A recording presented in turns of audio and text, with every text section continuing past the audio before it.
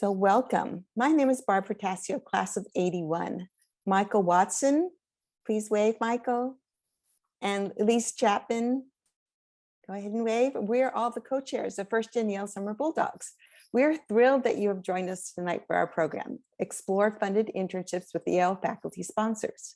Tonight you'll hear about Yale College Interns 2021 summer research work and how you can become a 1stGenYale Summer Bulldog in 2022.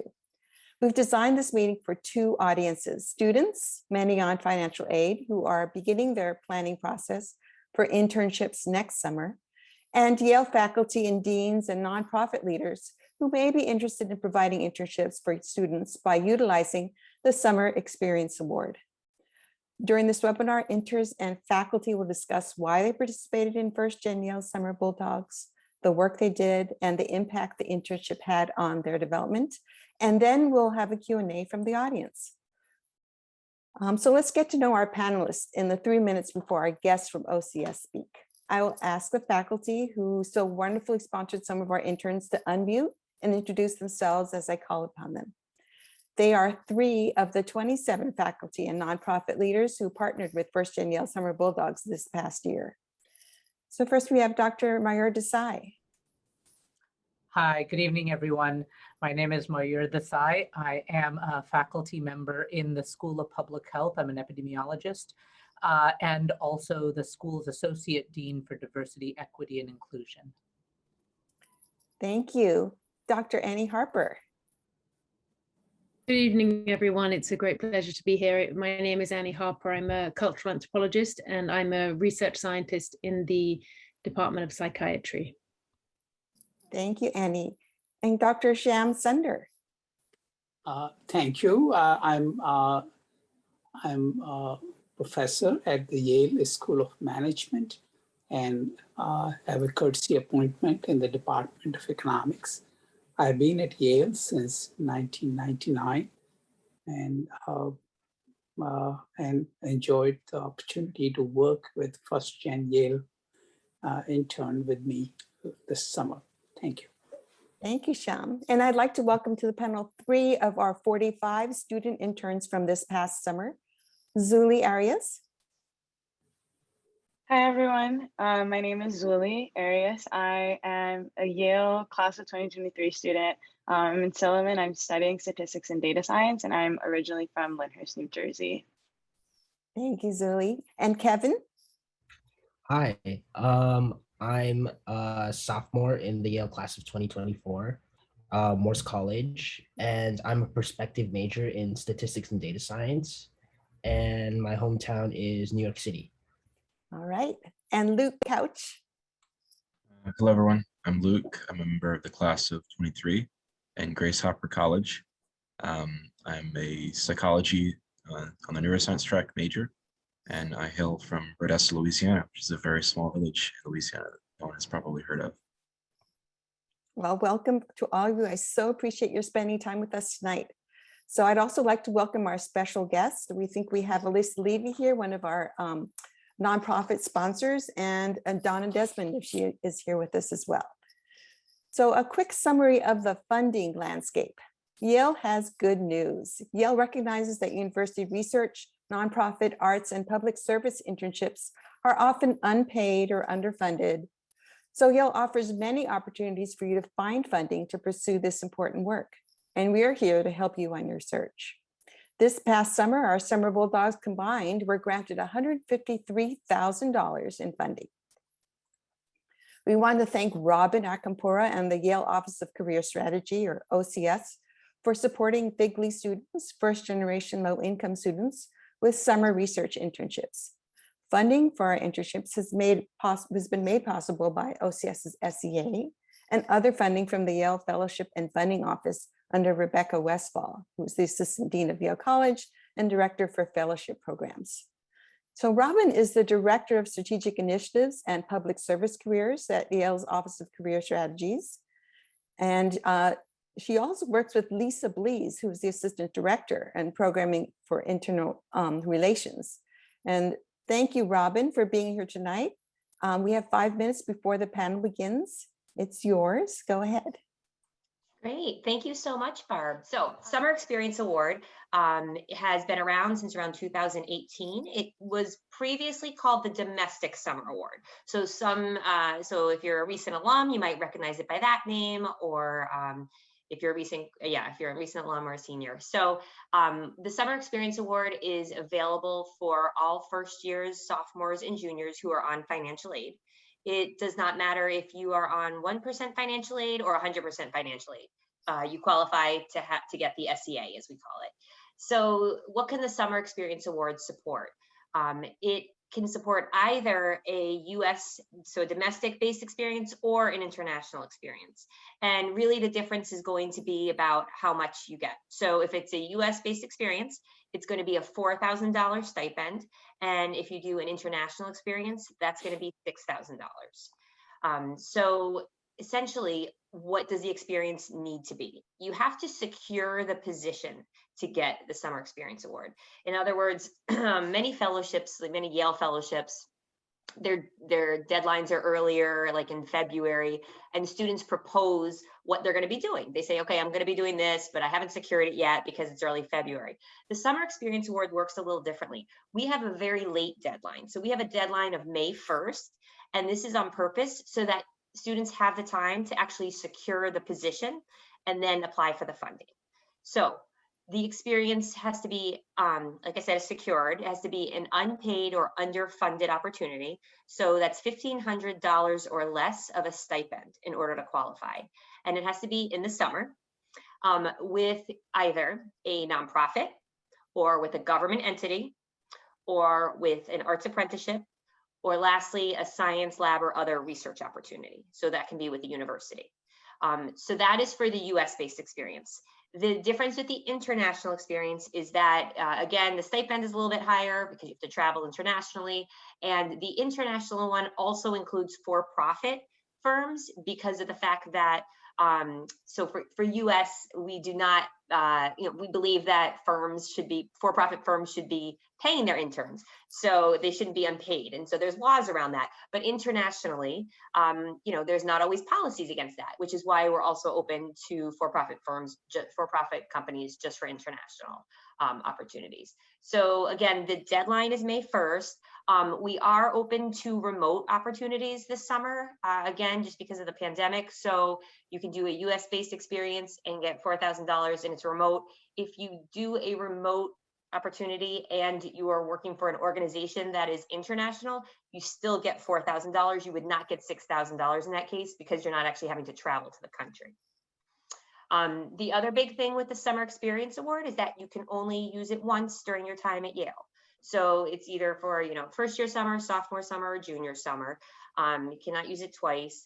And, I really tell students to think of it as part of your financial aid package, right? This is something that you are privy to using. You just have to make sure that you follow the guidelines. So Barb, if you don't mind just going to the next slide, I'll go through some of those guidelines briefly. So again, applicants cannot have already used their SEA, right? That's one of the big guidelines. In terms of the position, again, you have to secure it, right, when you're applying. It must be 30 hours per week at least. So a minimum of 30 hours per week and at least 8 weeks in length. Now, if there's like a break and you're doing 4 weeks and then taking like a vacation and going back for 4 weeks, that's fine. That's fine with us, but it has to be a total of 8 weeks. Again, deadline is May 1st, and you can apply for this through OCS's Yale Career Link. If you're not familiar with Yale Career Link, it's where we have it's our portal for where you make appointments with us. It's where our job postings are. We have a ton of resources there. If you go to ocs.yale.edu, then you'll see right at the top, it says Yale Career Link. So it's easy to find. You can go right into Yale Career Link, and then it's under professional experiences. And the last thing I will just say is that as you think about this opportunity, also just consider different ways that you can pitch it. For example, to a faculty member, to a nonprofit organization. This is part of your package, and you could pitch like, hey, I would like to work for you for the summer, and I come with funding. So it's a great opportunity. And Lisa, Blease, and I are both on the webinar, so either of us can answer your questions at the end. Thank you so much, Barb. Oh, sure. Here we go. I placed in the chat the OCS website that was just mentioned. And if you have any questions for OCS, go ahead and please put them in the chat. We will make sure that they get to them there. So you can go ahead and use that at convenience anytime that you have a question for them. I think that Robin will be here for us if you have more questions at the end or during the Q&A. So thank you so much, Robin, for being here. We really appreciate you spending your time with us tonight. Mayur, we're going to start with you because we really appreciate all your help building this initiative through the Yale School of Public Health, and we can't thank you enough for championing this program. So my first question for you as our first panelist tonight is, can you tell us what interested you and the School of Public Health in 1stGenYale Summer Bulldogs? Sure, Barb, thanks. And I'm going to be really brief because I want to make sure we have lots and lots of time for questions. So let me just say, first, I can't thank 1stGenYale enough for partnering with the School of Public Health. So I think this was a really exciting opportunity. I mean, we have all lived through and are continuing to live through a pandemic. It has put public health first and foremost in all of our minds. And the opportunity to work for our faculty to work with really bright Yale undergraduates was tremendous. So one of the challenges that we face is that we don't have an undergraduate major at Yale, as all of you know. And so our faculty don't get to know undergraduates as well and in the same way that faculty in arts and sciences and the rest of the university outside the professional schools get to know. And it's hard for the undergraduates to get to know us in the School of Public Health because you're not taking our classes and you don't see us all the time. You know, if you take a right out of Phelps Gate and just go down a few blocks past Claire's, you'll find us. But this was just such a fantastic opportunity of matchmaking to be able to say, we have all of these projects and we're looking for Yale undergraduates to come join us and participate in the research. And of course, public health is more than just COVID. So there were some amazing COVID projects that students worked on, but there is cancer, there is mental health, there is climate change and health. There is everything under the sun. Everything is public health. And so it really is a fantastic opportunity to be able to work with undergrads. So that sounds fantastic. I agree. Thank you so much. Now, Zuli, you accepted an offer for a project in the Yale School of Public Health. Can you tell us what interested you in selecting the Summer Bulldogs? And then can you describe the project and the purpose and the outcomes?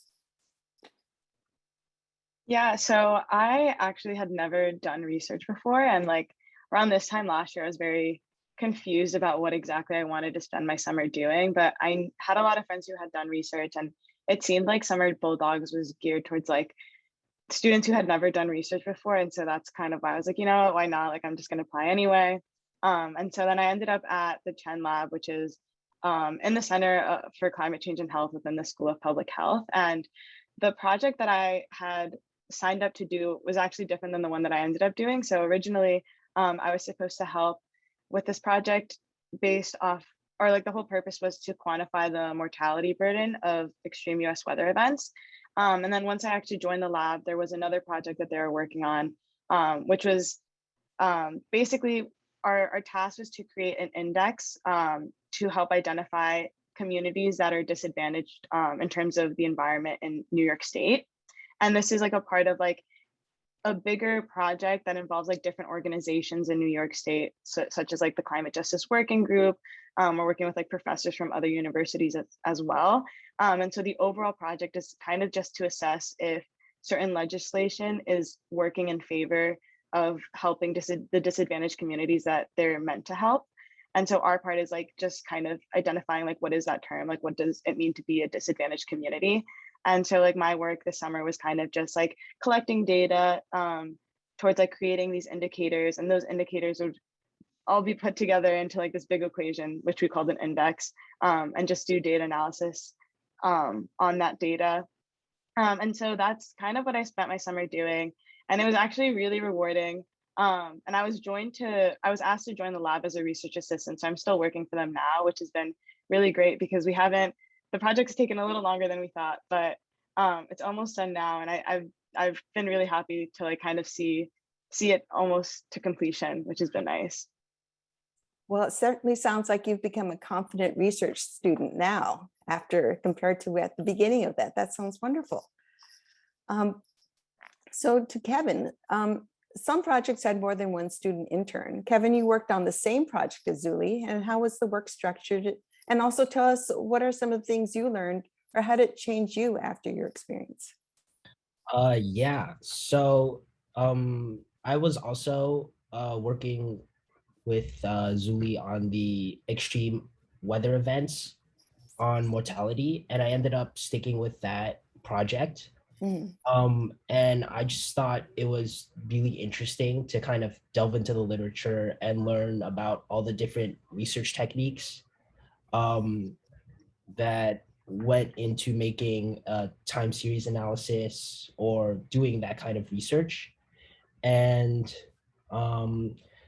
we actually spent the first month and a half training, like learning research techniques Mhm. to better understand what exactly we would be doing. And then we spent the last month doing our own projects. So I thought that was really cool.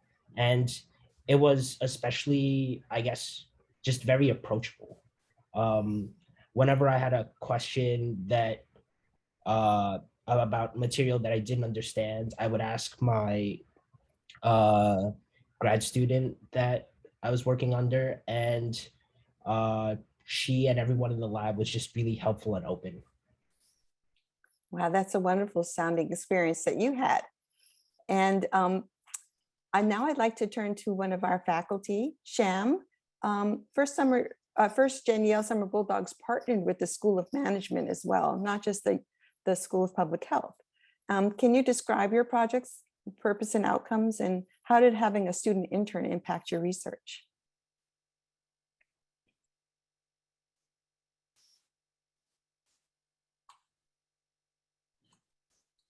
I believe you need to unmute yourself, Dr. Cynthia. Hello, can you hear me? Yes, great, Hello. thank you. Okay, sorry.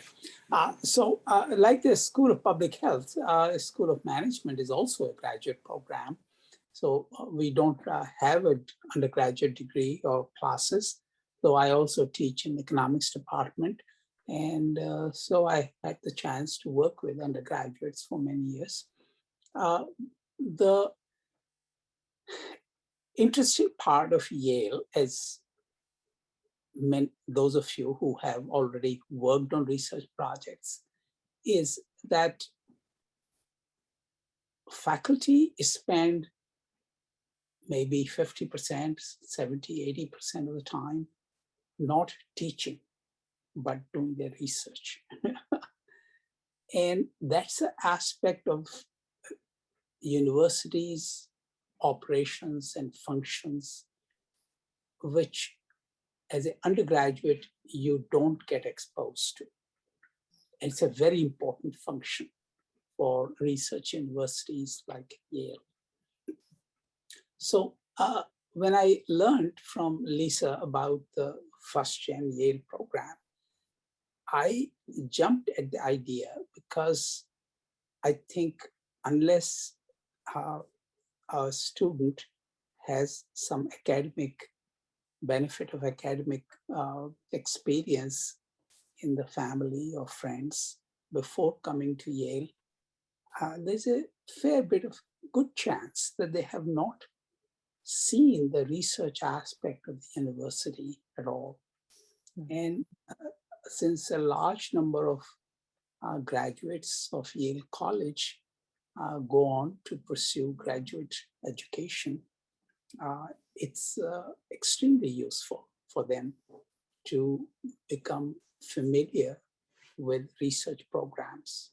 So in my case, I was thinking about a book I was reading a book last year, which had been published 100 years ago in 1921. It was a book by Frank H. Knight about uncertainty. And he talked about the problem of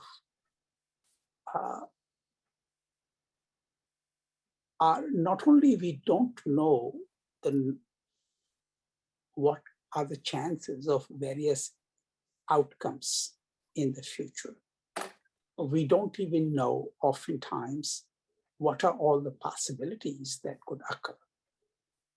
And I want you to understand, in comparative economic markets, can people learn about what states can occur, even when they don't know what states can occur.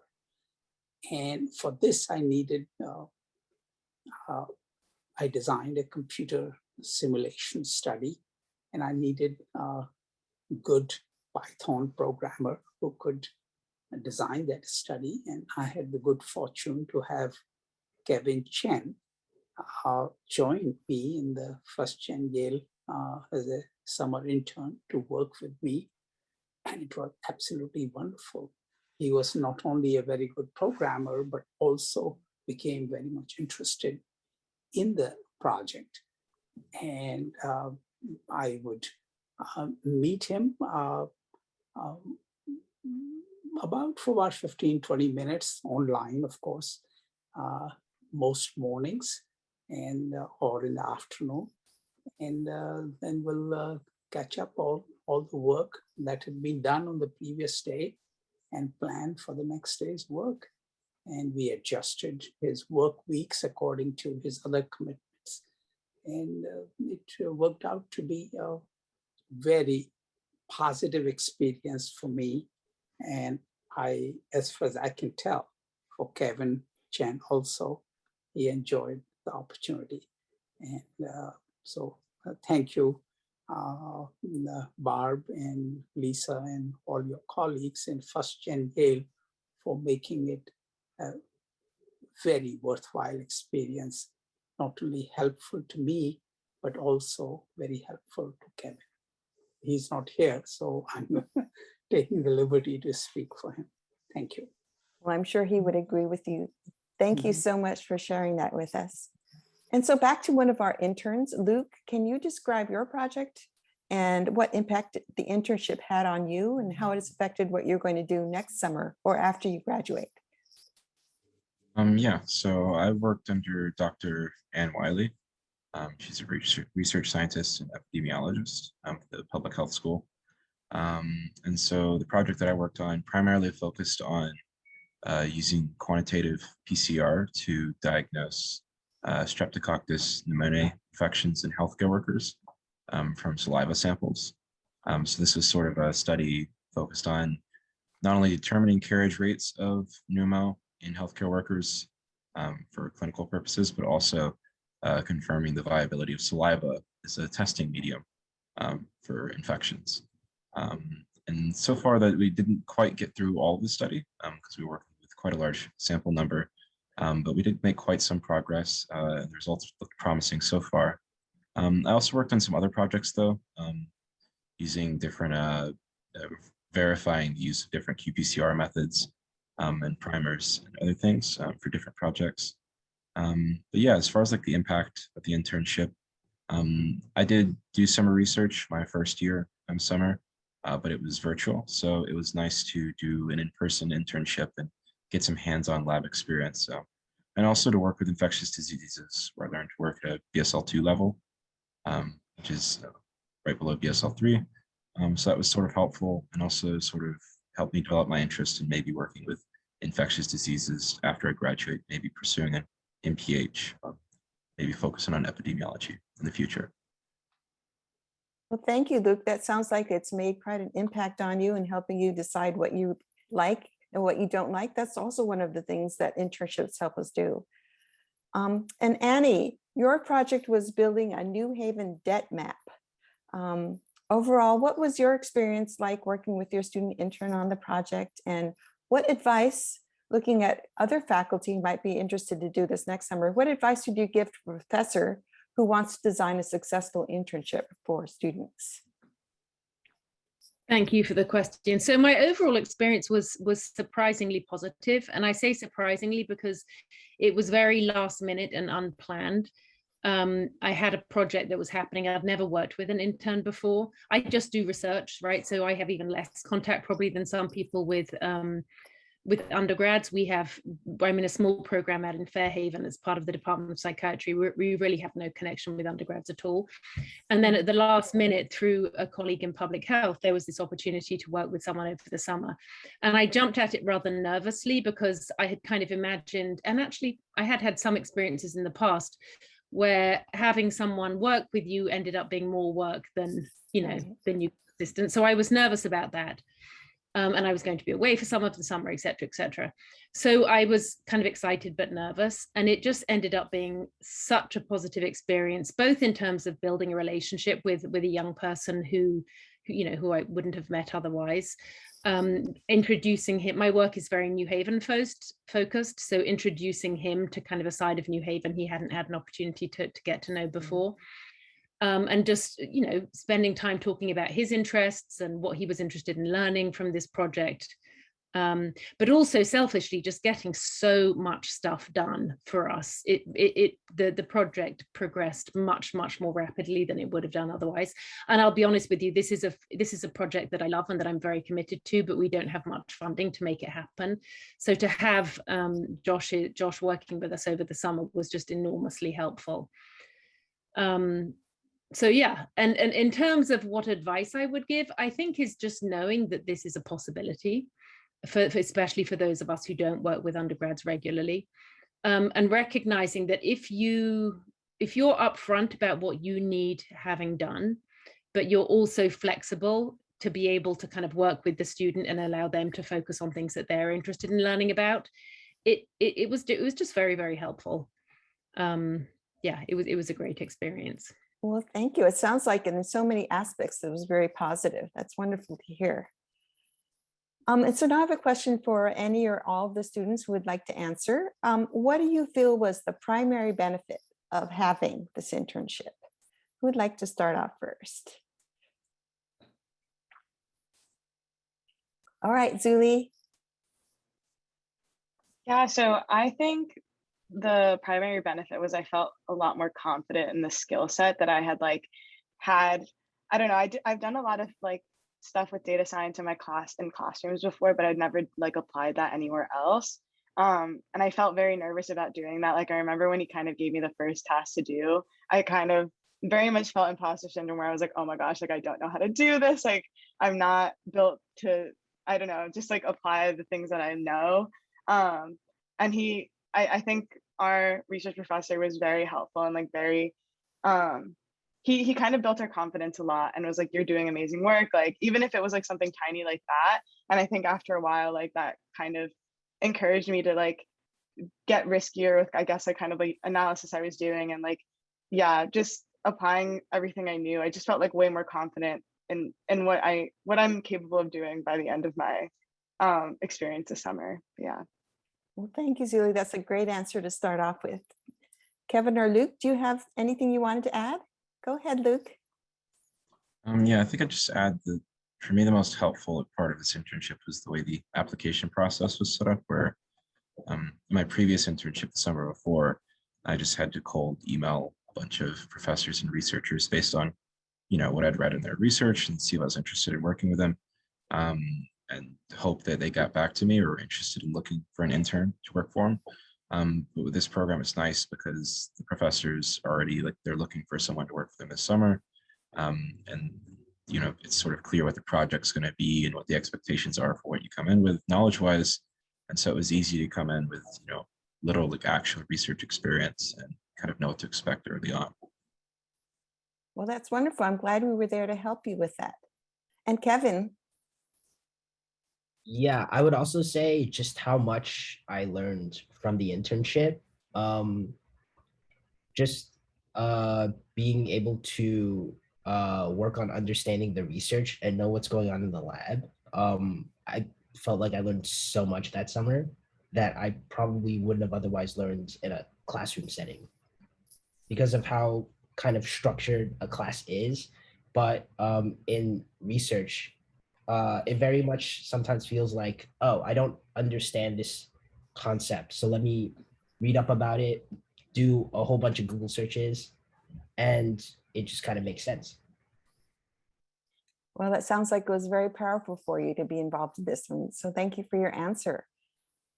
And so the same kind of question for our faculty. What was the primary benefit to you as a faculty member, maybe that you saw for your students that you worked with, and then also for Yale?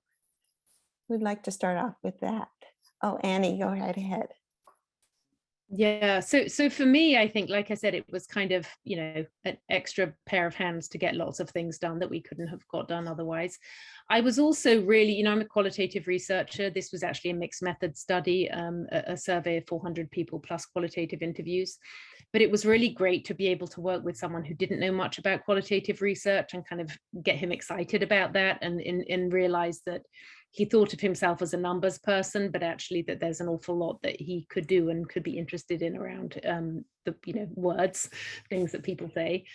So I really enjoyed that. And I think for him and maybe for Yale, again, for me, because of the nature of my work, which is very focused on New Haven, I really felt excited about the fact that I was giving the student, as I said, insight into some of the New Haven's problems and strengths that people can pass through 4 years in Yale and never really have to know anything about that.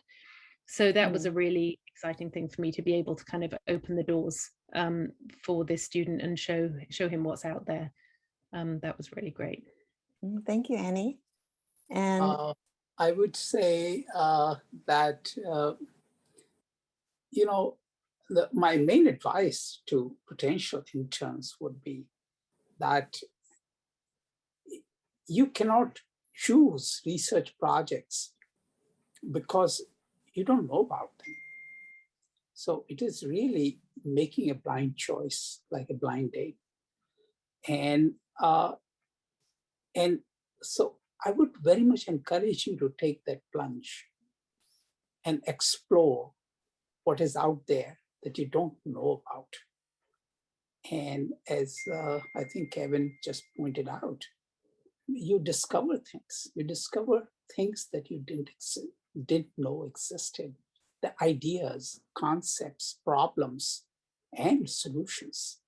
So it will enrich your education. Of course, there's work, but it is work while you are learning things that you would not learn in a course.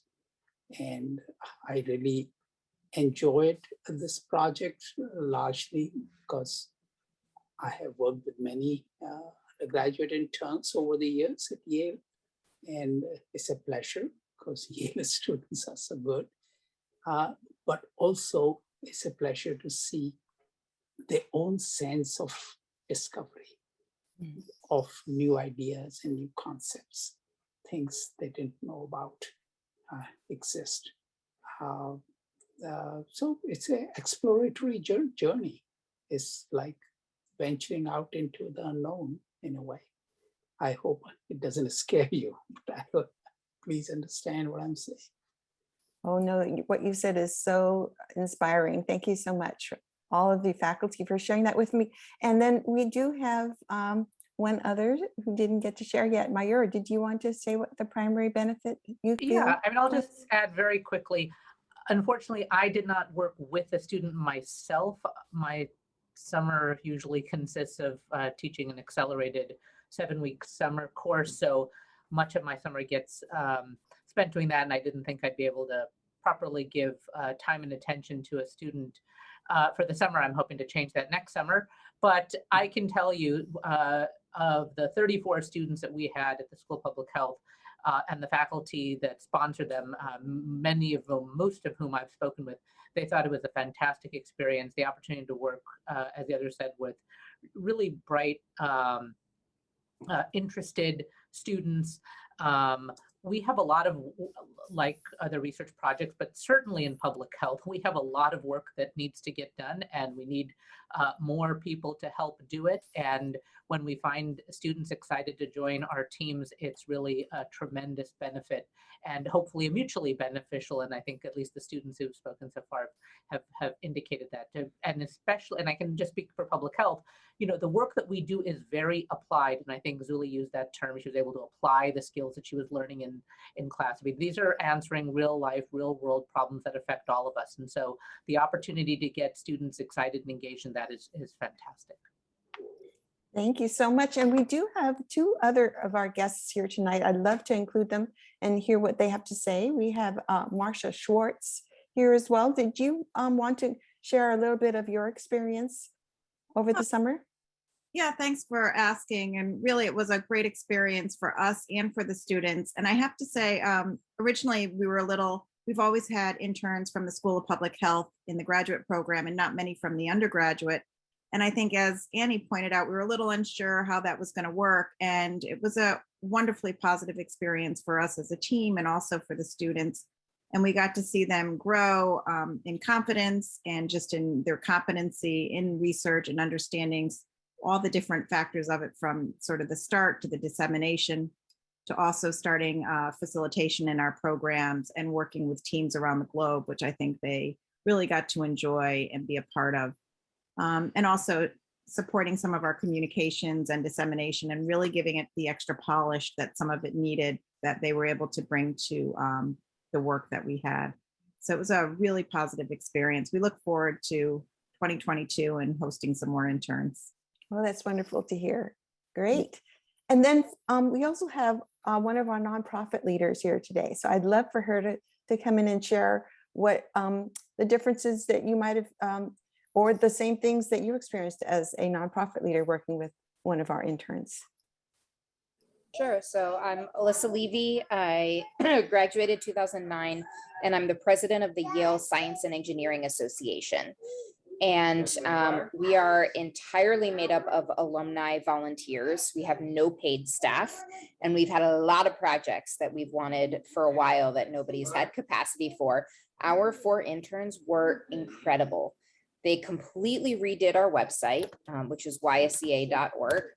So if you go to it, you will see what can be done in an internship. And they also have a page where they wrote their testimonials about the experience. We also have 2 of our students got access to the archives of the history of science at Yale and Sterling Memorial Library, did some amazing deep dive into the archives, and wrote what we're hoping will become our Wikipedia page, since our organization does not yet have one. Another intern interviewed all our grant recipients and interviewed all our board members to record a living history of what we do as an organization, because we hadn't documented that one very well. And another one walked us through the process of getting a new logo. So getting interviews with all of the constituents, getting buy-in, iterating through the process of logo design, the sorts of things that we are hoping she will charge much, much more money for in the future. So they had a positive experience. We had a positive experience. Cannot wait to have more interns again. And I think it's really exciting that this program includes not only faculty research, but also working for a nonprofit, because nonprofits often cannot afford interns. And there's just such amazing relationships to be formed. And we were honored and blessed to participate this past summer. Well, I'm so glad you were here with us tonight, Alyssa, to share that. So let me discuss briefly Yale's plans for 2022, or 1stGen Yale's plans. We plan to offer opportunities again, for sure, and applications from students will be due in January.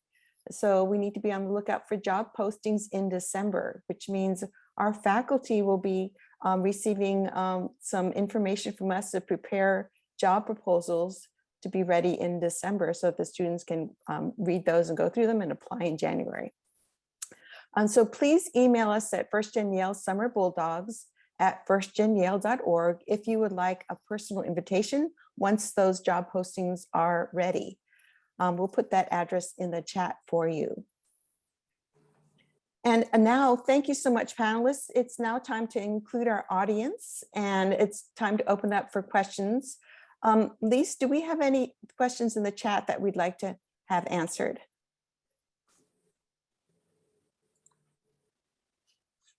We have, sorry, not in the chat yet, but we have questions that have come through the registration process. And it's really for the 3 students.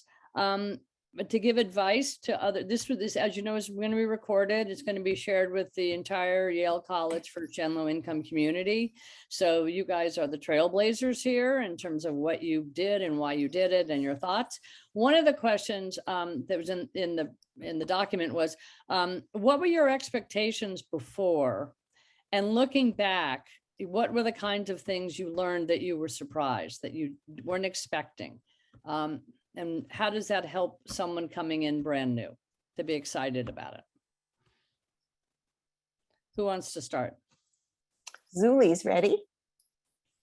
Yeah, I can start. So I think going into it, I kind of had maybe unrealistic expectations about like the amount of work I would be doing. I kind of figured I'd go into it, they'd give me stuff to do, and like that's all I'd be doing for the rest of my summer until like we produce like a paper or something. And like I think Kevin kind of already talked about this, but actually the first half of our summer we just spent like learning how to do research and like learning a bunch of like skills that are like very necessary to doing research, which I didn't even think about. Like it seems kind of obvious now, but going into it, I kind of just figured they'd give me work and like, you know, like throw me into the pool and like hope I can swim on my own. And thankfully, like that wasn't the case. Like I'm really happy that they didn't end up doing that, because now I do feel like I've actually just learned so much. Even if we didn't get like our project done at the end of the summer, like I did take so much out of it. And I think that was something that I wasn't expecting. And something that I think like, especially people who've never done research before should definitely be excited about. Like you really come out of it like knowing what you need to know. Even if you don't want to do research in the future, like you learn so many valuable skills that you can apply to like really any sort of field you go into.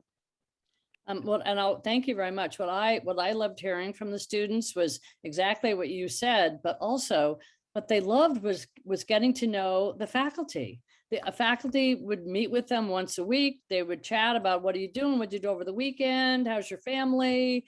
What's going on? They became friends. The faculty became friends and mentors in a special way, in addition to all the research work. And I think that was sort of a nice surprise that many of the students felt. How about from Kevin and Luke?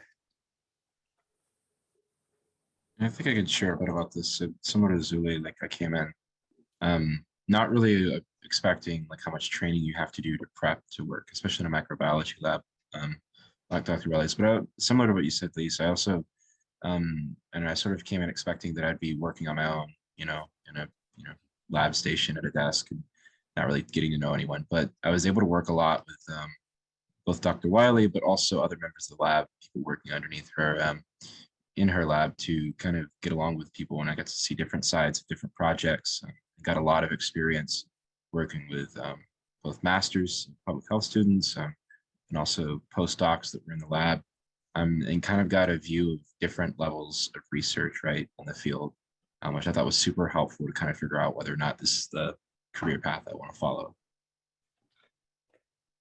Thank you, Luke. Sham, you had your hand raised.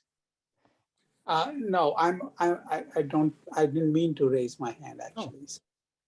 Well, what were did you want to share your thoughts about your expectations working with Yale College students, not an SOM student or another postdoc or graduate student? I was telling these students that the course I taught in Yale College was a joint course for Yale seniors and PhD students from various departments of Yale.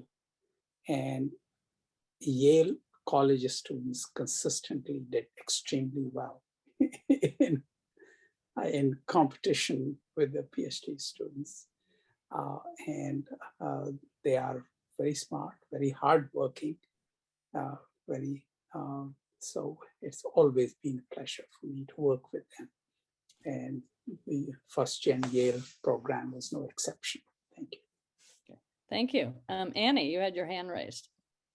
Yeah, I think around that same question, one of the things that So just to say, in the last few weeks, I have actually worked with a bunch of New Haven High School students, very different, right? Just a few hours volunteering, but I don't think I would have, and it's been enormously exciting opportunity for those students to do this volunteer work with our project.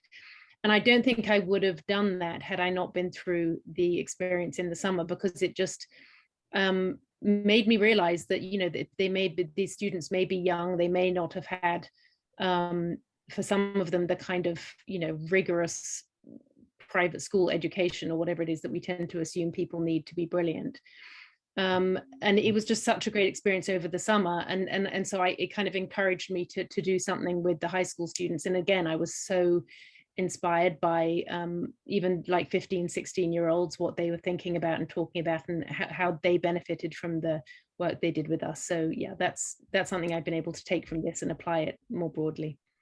That's great. Fantastic. One of the other comments that we've gotten from many of the faculty was that these Yale students in particular have incredible talents, and their ability to share their own situation coming from low income or being first to college actually helped many of the faculty in their own research. Annie, is like you're saying. So it wasn't just the academic research and the statistics and all the analysis, but actually it was their personal stories help develop a broader kind of framework, if that's the right word. So I think there's other aspect of this that's really important for both the faculty and for the students to know this world is open to them. This world of STEM and arts and everything, nonprofit, you know, the sky's the limit. And this program is just really a bridge to connect Yale College students who are on financial aid with faculty in the professional schools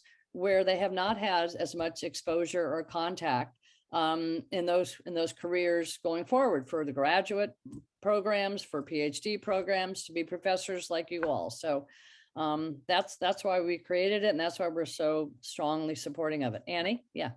I just wanted to add one more thing. I know that it's not much fun to cold call professors, but some of us in the professional schools, or, you know, who don't have contact with undergrads, we don't often really know if we have a summer project, right? Because we're so used to not having anyone helping us. So I think it is worth, if you see somebody's work that seems interesting, just email them. The worst that can happen is they won't respond, but they might realize, like, oh, actually, there's something that student can do with me over the summer. So. Actually, just to piggyback on that great comment, Annie, on the OCS site, on the Summer Experience Award page, we actually have even like template emails, like how to cold email, you know, how to do that. So if you're not comfortable, you can, you know, like reaching out to an organization, you know, because I think, like you said, a lot of faculty, and like Elisa said, like many nonprofits are thrilled with the idea. So don't be afraid to kind of put yourself out there. So many of the students you're nodding your heads. We'd love to hear from you who've joined us tonight. Any questions that are on your mind that have not yet been answered, or anything, really, any question at all. Both faculty and students would be glad, and we would also be glad to answer. Well, while you're thinking that, another question earlier on in the registration was, in terms of how, for the students, how did it change what you're doing now? So you did this last summer, you did it June and July, maybe a little bit of August. As you started your academic year this year, for Zuli, class of 23, and Kevin 24, and Luke, where's Luke? Luke's 23. How did it change your perspective or your outlook, your course selection, your conversations with faculty? How did it change you? Kevin? Yeah, so I guess from a course registration perspective, I wanted to learn more about the kind of research techniques that, went into the project. So I decided to take Dr. Chen's class in the School of Public Health this semester, which has been really fun. And I've been learning a lot as well. And we weren't unfortunately able to finish the project during that summer. So now I'm currently working on it during the regular year and hopefully to do a lot of work over winter break. Great, that's fantastic. Maybe I might just make a comment because something Zuli said early on and then something Kevin just said makes me think of two really quick points. One is that I think Zuli began by saying the project that she thought she was going to do wasn't exactly what she ended up doing. And then Kevin made the point about we didn't get everything done that we thought we might get done. And so I think those are just two really important take-home lessons, that research doesn't always go as planned and on time and on schedule. And so learning that flexibility and learning, and I mean, we're experiencing that too, the faculty. I mean, it's not you, it's us as well. It's our project and things. And so just learning that lesson of research can be invaluable as well. To be able to have the flexibility of pivoting to a new project or a new opportunity if it arises, and then also, you know, not being, overly disappointed, let's say, if things don't go according to plan, because that's just the nature of the work. Just to piggyback on that with my career services hat, I meet with students sometimes after a summer where they're doing research and they'll say, can I still include this on my resume, even though, you know, we didn't get to point B, you know, we get to this point or it wasn't published. And, you know, for students, you absolutely can. It's all about the process. Really, how did you get there, right? Where, you know, you don't have to focus on where did it end, but really, where did you take it from? You know, it's going A to Z, but you got it A to M, and that's completely fine to still include because you're still gaining a ton of skills.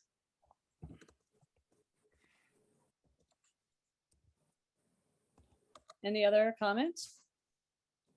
That's really important, Robin, as they look forward to what lies ahead based on these internships that have had such an impact on them. It seems that, that we need to look at, well, we can, yes, document this wonderful experience, and it's valuable not only for your personal growth, but also to put on your resume, and that employers will be looking back and seeing what you have done. That's really, really a positive part of having a good summer internship. So we hope we can always help our first generation low income students find internships. And in the last 2 minutes, is there anybody who has one last thing that you think is deserving of attention that you wanted to share tonight that you didn't get a chance to speak about? I want to make sure we give you that last chance. And for our students who are here tonight to look into it for next year, is there anything that you didn't get answered that we can help you with? Well, we're going to be here for you at all times. Shyam, did you have a question? Oh, we do have one. I would just say, go for it, you know. Thank you. And then we have a question from Jenny Kim. Where can we find templates for emails, to cold emails to find research positions? I think Robin is the person to answer that question. Yes, I am looking for it right now so I can put it in the chat. OCS is definitely the place that will have that for you, and she'll be able to point you directly to where you can find that answer. And I would just like to add, we're working in partnership with OCS. And in fact, we're working with Lisa Blees. Lisa, you want to wave and say a few words? We're working together to basically, as we expand our program from 4 schools to all 14 schools, we're going to be working with Lisa and OCS and Robin on the mechanics of that. So students will go to OCS as they do for summer positions and full-time positions, and they will go there for this program as we work together in partnership. So we're forming it now. It's very entrepreneurial. It's very creative. We're working through all the details, so stay tuned. Well, oh, sure. Absolutely. Thanks. So I have worked on the Summer Experience Award for a couple of years now, and it's been the highlight of my work. The experiences that I see come through are just amazing. And so I'm very excited. This year I'll be overseeing the Summer Experience Award, and I'm happy to be working with everyone and looking forward to another great cycle. And we're here to answer any questions. So it's SEA@yale.edu. In fact, the SEA application is already up and running for this coming summer. So once you have a position, you can already start applying for that. It's a rolling application. Thanks to all our panelists and to our audience for joining us.